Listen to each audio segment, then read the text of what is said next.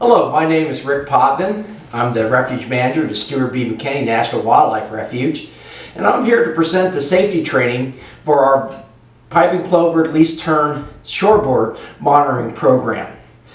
This is done in conjunction with many partners, Audubon, the Roger Tory Peterson, and the Connecticut Department of Energy and Environmental Protection. This training is only to be used for this particular shorebird monitoring. It does not fulfill any other obligations for safety training for other volunteer positions that we have.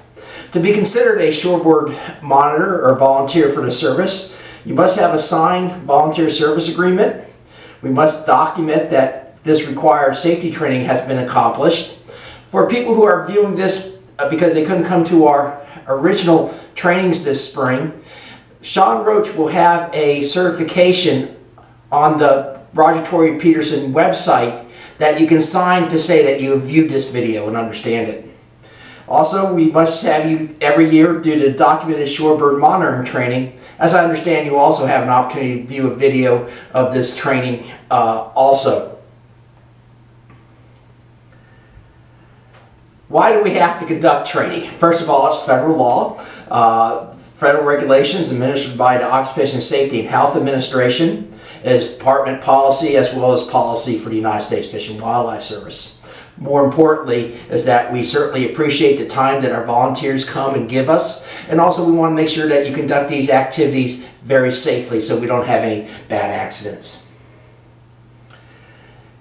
When we talk about safety plans, the Fish and Wildlife Service in this station, the Stewart B. McKinney National Wildlife Refuge, has a number of safety plans, including our General Refuge Safety Plan, our Hurricane Action Plan, Continuum of Operation Plans, many different planning documents that we have in case of events that we can react quickly to them. However, because of this position where you'll be working on the beaches and not coming into our offices and stuff like that, there are many parts of these plans that you don't need to be trained on.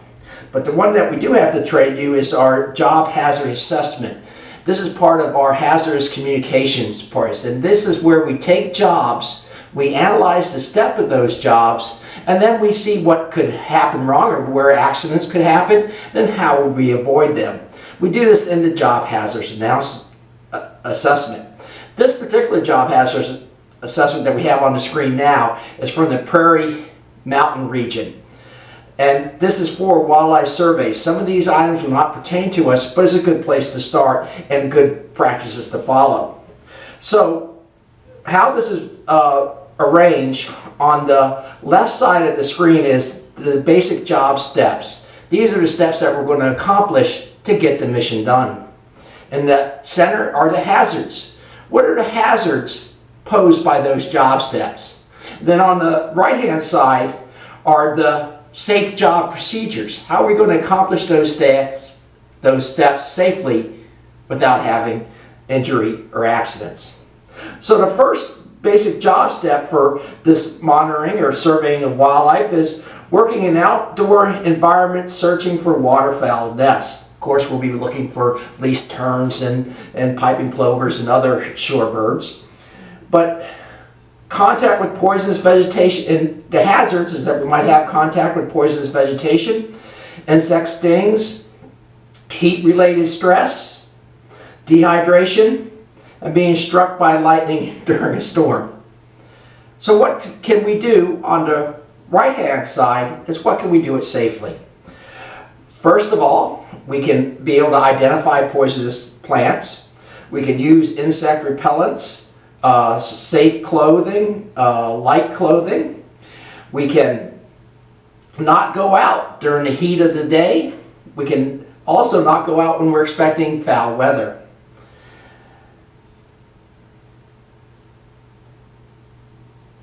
One of the requirements of the job hazardous analysis is that we brief our employees about how to protect, how to identify heat stress illness and how to protect against them. And in this context, our volunteers are considered employees. So what we have to know is about stress-related illness or heat stress-related. This is at any environment that produces a lot of heat. Certainly being out on a beach in Connecticut in the middle of summer is one of those environments. So we have to have an understanding of what is happening. So when we have what we would consider heat stress, it's usually when you're sweating a lot, that you're feeling dizzy, you've lost your energy, you can feel the heat just taking out of you. When you feel that way, it's important that then you take steps to make sure that this heat stress does not move on to heat stroke. So those precautions would be stop what you're doing, find a place in the shade, drink cool liquids. If you have a buddy, have them fan you. If you have ice or cool water, pour it down your back. Do all the things that you would normally do to decrease your body temperature. However, if heat stress is not treated, this could lead to heat exhaustion. This is a very, very serious condition. This is when the body can no longer manage heat and it begins to shut down and your core temperature continues to rise. This is very serious, and so if we understand heat stress and take precautions once we understand that, then we should never get to heat stroke. So how else do we manage not to have heat related illness? The screen that you see now is actually a printout of a OSHA information. So one of the things they say is to use a buddy system or have a symbol to make sure we're going out in and out of these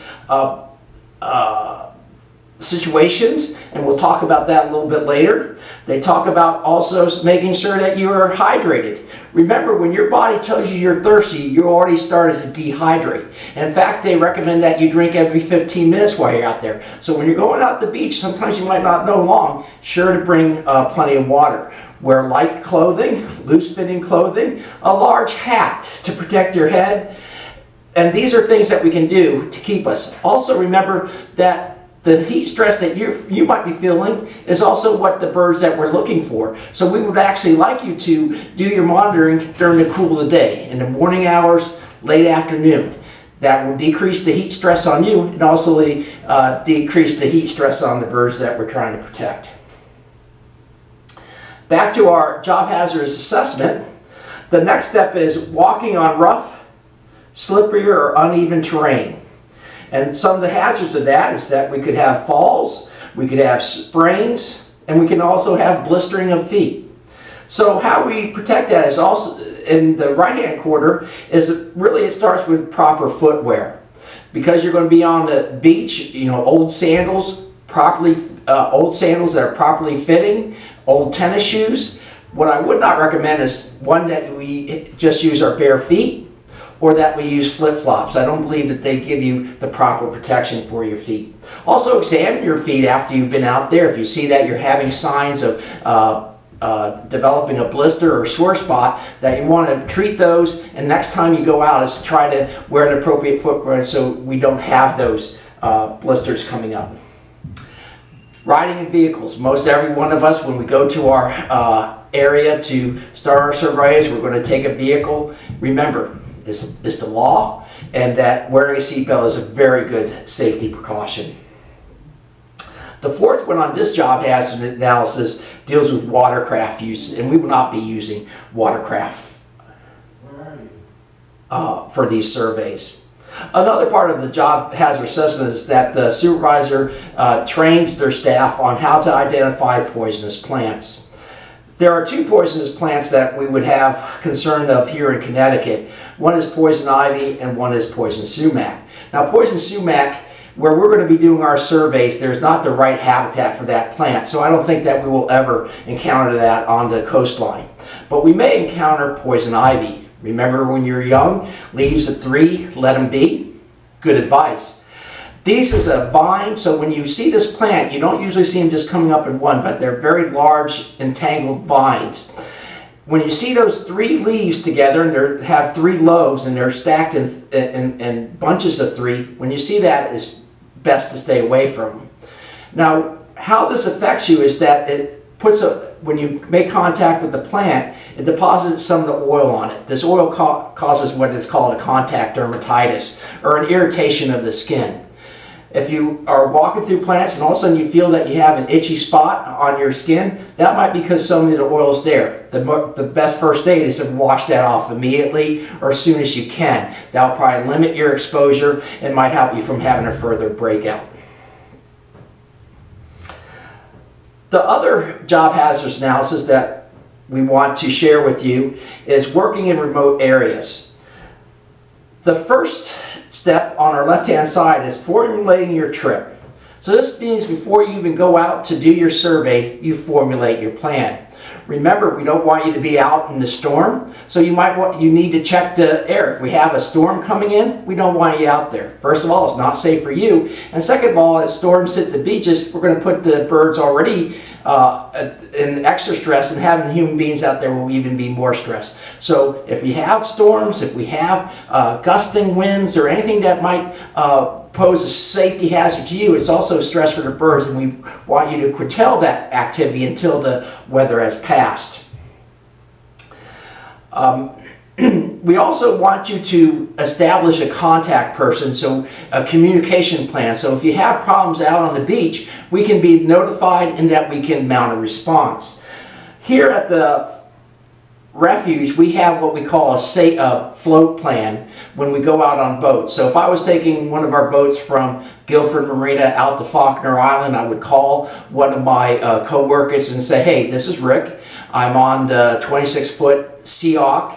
I will be going from Guilford Town Marina to Faulkner Island. I should be calling you in 20 minutes. If I don't call you in 30 minutes, I am overdue. You should be trying to contact me. If you don't hear from me in 45 minutes, I need help.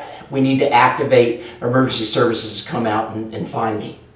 So that's kind of what we want you to do. We want you to select a contact person that knows and loves you and cares about you, and that you will give them this information. You will tell them when you're going out on your survey, when you should come back, where you will park your car, what your car looks like, your cell phone number, and my cell phone number, which you'll receive later in your training.